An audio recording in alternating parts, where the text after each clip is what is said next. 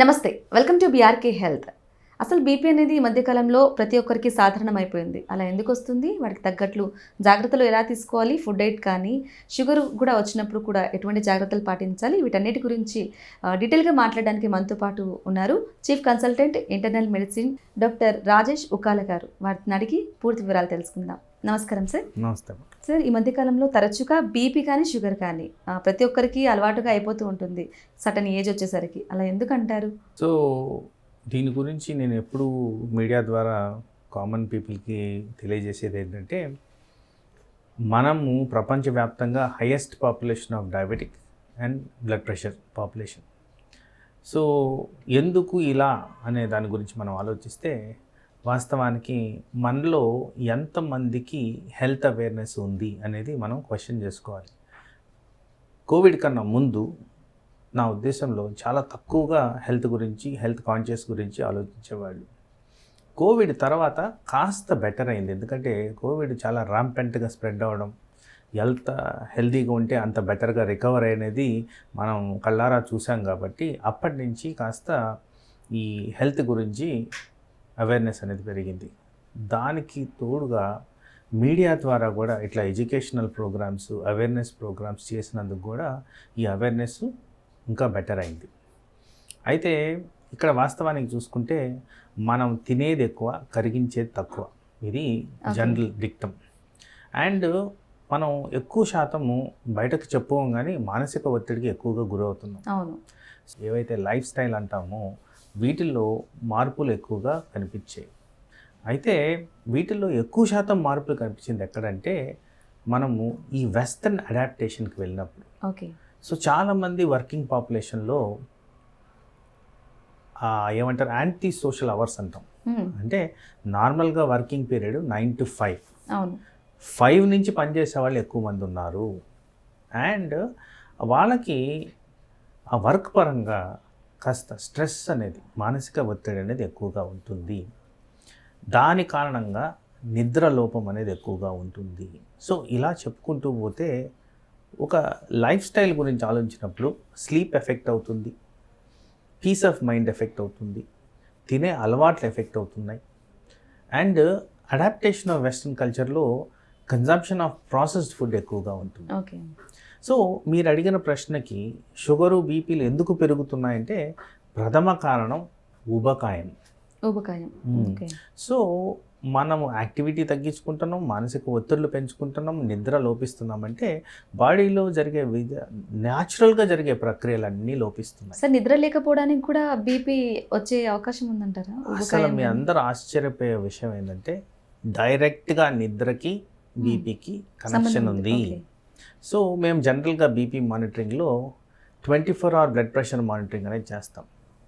ఒక నార్మల్ పర్సన్లో day time బీపీకి, రాత్రి బీపీకి 10 to 15% వ్యత్యాసం ఉంటుంది.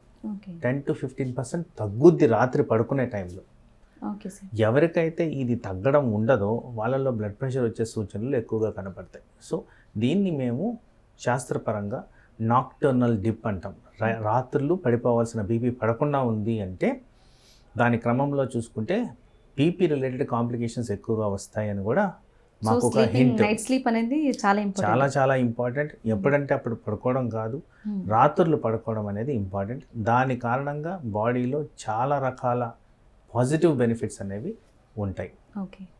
అదే క్రమంలో చూసుకుంటే హార్మోనల్కి సంబంధించిందే డయాబెటీస్ కూడా, ఇంకొద్దిగా యాడ్ ఆన్ చేసుకుంటే థైరాయిడ్ కూడా.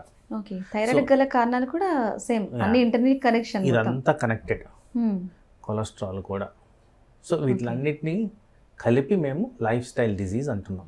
సో ఈ లైఫ్ స్టైల్ డిజీజెస్ ఏంటంటే, మనము మన జీవకార్యాలు ఎలా చేస్తున్నాము అనే దాన్ని బట్టే ఇదంతా నడుస్తుంది. సో అందుకోసం నార్మల్గా ఎలా ఉండాలి అనేది మనం చూసుకుంటే, ప్రాపర్గా నిద్రపోవడం అనేది కాన్సెప్ట్ ఒకటి, నిద్ర లేచిన తర్వాత కాస్త ఎక్సర్సైజ్ చేయడం ఇంకొకటి, బ్రేక్ఫాస్ట్ కంపల్సరీ తినడం అనేది ఇంకొకటి, తరచుగా వాటర్ తాగడం అనేది ఇంకొకటి. సార్, మీరు బ్రేక్ఫాస్ట్ ఖచ్చితంగా తినాలి అంటే కనుక చెప్తున్నాను. ఈ మధ్య చాలామంది ఆఫీస్కి వెళ్ళే హడావిడ్లలో స్కిప్ చేస్తున్నారు.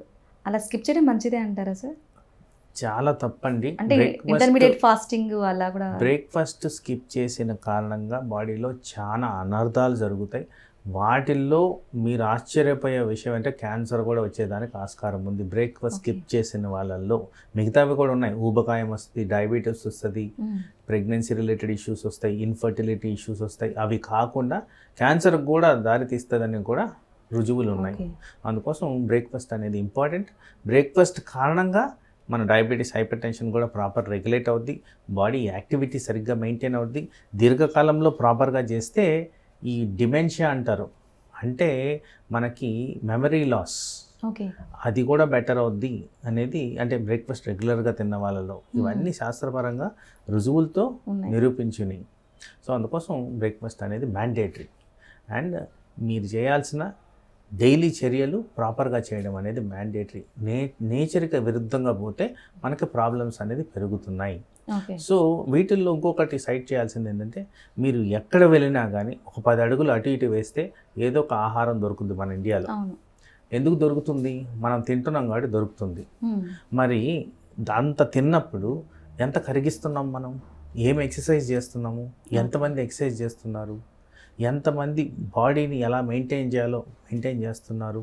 సో వీళ్ళందరికీ ఉద్దేశించి ఒక మాట చెప్పడం ఏంటంటే, బాడీ మాస్ ఇండెక్స్ అనేది మెయింటైన్ చేయాలి. ఈ బాడీ మాస్ ఇండెక్స్ అంటే ఏదో కాంప్లికేటెడ్ థింగ్ అయితే కాదు.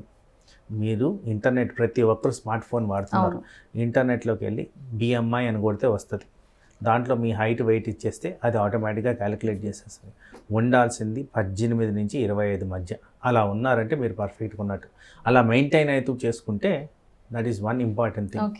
రెండో ఇంపార్టెంట్ థింగ్ ఏంటంటే, ప్రతి ఒక్కరూ కూడా గమనించుకోవాల్సింది, 25-30 సంవత్సరాలు వచ్చిన తర్వాత కంపల్సరీ బ్లడ్ టెస్ట్ అనేది చేసుకోవాలి. ఒక body checkup yearly once body checkup చేసుకోవడం ఇంపార్టెంట్. ప్రతి అవయవం ఎలా ఉంది ఒకసారి చెక్ చేసుకోవడం అనేది. నేను సాధారణంగా నా పేషెంట్లు అందరికీ చెప్తాను, ప్రతి ఒక్కరూ వెహికల్స్ వాడతారు, వాడినప్పుడు ప్రతి సంవత్సరం తీసుకెళ్ళి దాన్ని సర్వీసింగ్ చేస్తారు. మరి మన బాడీకి సర్వీసింగ్ చేయాలి కదా. సో అందుకోసం ఒక్కసారి కంప్లీట్గా చెకప్ చేసుకోవడం అనేది ఇంపార్టెంట్. అలా చేసుకున్న దానివల్ల ఏదన్నా డీవియేషన్స్ ఉంటే, ఏదన్నా అబ్నార్మాలిటీస్ కనుక్కుంటే మనం ఈజీగా దాన్ని అదుపులో ఉంచవచ్చు, దానికి కావాల్సిన చర్యలు తీసుకోవచ్చు, న్యాచురల్ పద్ధతుల్లో నివారించుకోవచ్చు. అంటే ఎర్లీగా కనుక్కున్నట్లయితే కనుక ఈజీగా. సో దీన్ని ఉద్దేశించి ఇంగ్లీష్లో ఒక సామెత ఉందమ్మా, prevention is better then cure. అది డెఫినెట్గా అప్లై అవుద్ది ఇక్కడ. ఓకే. అలాగే బీపీ కానీ షుగర్ కానీ సార్, రైస్ తినకూడదు, రైస్ తినడం వల్ల అంటారు. అలాగే రోటీస్ కూడా అంటారు. దానికి అంటే కాంబినేషన్లో బ్రెడ్లు అలా కూడా తీసుకుంటూ ఉంటారు. మరి అవన్నీ కూడా మంచిదే అంటారా షుగర్కి సంబంధించి ఎక్స్పెషల్లీ? తినకూడదు అనే దానికన్నా అదుపులో ఉంచాలి అనేది ఇంపార్టెంట్. సో ఏది కూడా కంప్లీట్గా క్లోజ్ చేయాల్సిన అవసరం లేదు, కానీ అదుపులో ఉంచాలి. ఎలా అదుపులో ఉంచాలి, ఎంత ఉంచాలి అనేది ఎవ్రీ పర్సన్కి కస్టమైజేషన్ అనేది ఉంటుంది. ఎందుకంటే ప్రతి ఒక్క శరీరం డిఫరెంట్గా రియాక్ట్ అవుద్ది, వాళ్ళకు కూడా వివిధ రకాల ప్రాబ్లమ్స్ ఉంటాయి. ఎందుకంటే షుగర్ రెగ్యులేషన్లో బాడీలో మజిల్ ఒకటి, హార్మోనల్ లెవెల్స్ ఒకటి, లివర్ ఒకటి, కిడ్నీ ఒకటి, యాక్టివిటీ, స్లీప్, ఇవన్నీ ఉంటేనే ప్రాపర్గా షుగర్ అనేది రెగ్యులేట్ అవుద్ది. వీటిలన్నీ కలుపుకుంటేనే రెగ్యులేట్ అవుద్ది. ప్రతి ఒక్కరు ఒక్కో విధంగా ఉంటారు. ఒకరికి ఫ్యాట్ ఎక్కువ ఉండొచ్చు, ఒకరికి మజిల్ ఎక్కువ ఉండొచ్చు, యాక్టివిటీ తక్కువ ఉండొచ్చు. సో అందుకోసం customisation to the needs of the patient అనేది జరగాల్సిన అవసరం ఉంది. సో మీరు అడిగిన ప్రశ్నలో ఎటువంటి రైస్ తినాలి, ఎటువంటి బ్రెడ్ తినాలి, ఎటువంటి ఫుడ్ తినాలి అని చూసుకుంటే అది ఆ పర్సన్కి కస్టమైజ్డ్గా ఉండాలి. కానీ ఇన్ జనరల్ మనం అవాయిడ్ చేయాల్సింది ఏంటంటే, ఎక్కువ శాతం కార్బోహైడ్రేట్ ఫుడ్ డయాబెటిక్ పేషెంట్స్లో అవాయిడ్ చేయాలి. సో కార్బోహైడ్రేట్స్ అనేవి తక్కువ చేసుకోవాలి.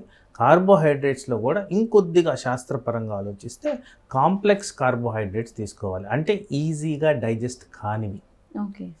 అలాంటివి మనం వాడాల్సిన అవసరం ఉంది. ఇవేవి అర్థం కాని పక్షంలో మీరు డైటీషియన్ని సంప్రదిస్తే మీకు ఈజీగా ఈ డైరెక్షన్ అనేది వస్తుంది. ఓకే. అలాగే సార్, కమింగ్ టు థైరాయిడ్, మీరు ఇంతకుముందు చెప్పినట్లు ఇవన్నీ కూడా ఇంటర్లీ కనెక్షన్. థైరాయిడ్ కూడా వస్తూ ఉంటుంది స్లీప్ వల్ల, లేట్ స్లీప్ వల్ల, నైట్ స్లీప్ లేకపోవడం వల్ల అంటారు. మరి థైరాయిడ్ని ఎలా నివారించాలి అంటారు, దాన్ని ఎలా అదుపులో ఉంచుకోవాలంటారు? థైరాయిడ్ కూడా ఒక metabolic disease are life style disease. So ఈ మధ్యకాలంలో చాలా తరచుగా గమనిస్తున్నాం. వీటికి ముఖ్య కారణం నా ఉద్దేశంలో ఒకటి, నేను ఇదివరకు చెప్పినట్టే మానసిక ఒత్తిడి, ల్యాక్ ఆఫ్ స్లీప్. ఎందుకంటే హార్మోనల్ రెగ్యులేషన్ అనేది పోయినందుకు పోతుంది. థైరాయిడ్ కూడా ఒక హార్మోన్ కాబట్టి ఆ హార్మోనల్ ఇంబ్యాలెన్స్ పోయినప్పుడు దాని ప్రభావం ఎక్కువగా కనిపిస్తుంది.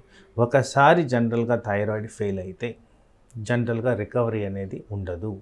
లైఫ్ లాంగ్ మెడిసిన్ అనేది వాడాలి. ఎస్ సార్, అందరికీ ఇది ఉంది. థైరాయిడ్ ఒక్కసారి వచ్చిందంటే ఖచ్చితంగా లైఫ్ టైం వాడాల్సిందే టాబ్లెట్స్ అనేది ఉంది. అది నిజమే అంటారు. ఓకే, నేను చెప్పిన విధంగా సంవత్సరానికి ఒకసారి కానీ చెక్ చేసుకుంటూ వస్తుంటే, ఒకవేళ మనకి రిస్క్ ఫ్యాక్టర్స్ ఆఫ్ థైరాయిడ్ అంటే అనగా ఈ లైఫ్ స్టైల్ డిజీజ్ సంబంధించినవి ఏమున్నా కానీ బీపీ, షుగరు, కొలెస్ట్రాల్ ఇలాంటివి ఉన్నప్పుడు థైరాయిడ్ కూడా రాబోతుందని మనం ఉన్నప్పుడు దానికి తగ్గ చర్యలు తీసుకోవడం ఇంపార్టెంట్. దానికి తగిన చర్యలు అంటే ప్రాపర్గా ఎక్సర్సైజ్ చేయడం, ప్రాపర్గా నిద్రపోవడం, న్యూట్రిషనల్ సప్లిమెంట్స్ ఏవైతే ఎక్కువ శాతంలో సెలీనియం, జింక్ అనేది థైరాయిడ్కి పనికొస్తుంది, అలాగే ఐరన్ పనికొస్తుంది.